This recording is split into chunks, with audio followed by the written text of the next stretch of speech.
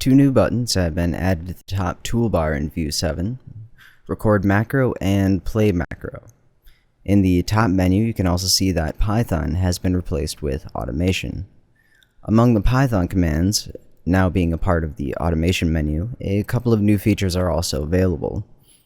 The Record and Play Macro commands, just like the buttons in the main user's interface, are located on top, with some very helpful macro additions located underneath. When macros are loaded and used, the most recent will show in the Recent Macros section. Macro Quick Launch will show all macros loaded into the Quick Launch menu.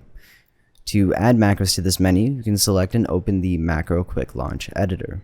You can add, remove, and replace macros with the buttons located on the bottom of the editor. Any macros loaded into the editor will now show up in the menu.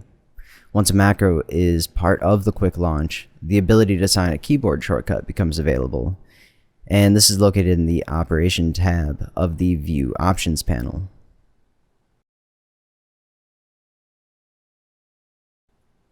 When recording a macro, it is important to plan ahead. Keep in mind what you'll be using the macro for and on. Some macros will only work if certain requirements in the scene are met, or if particular objects used to create the macro are in the scene and/or selected. For instance, if I create a terrain and click the Record Macro button to begin recording, any operation I make to this terrain as part of the macro will only apply to other objects in the scene to a degree. Basic and global systems like position, orientation, and size can be applied to any object, camera, light, or keyframe in the scene. If I edit this terrain object, the macro becomes locked to the terrain.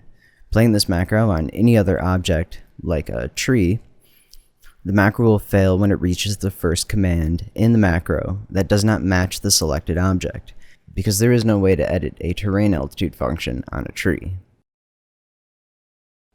Macros are saved as a VMC file, or a View macro file. They can be edited and opened with any text editor for external modification.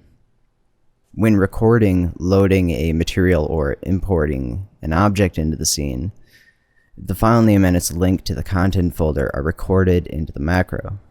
Changing your content folder or the location of the file in the content folder could cause macros containing links to these files to stop working,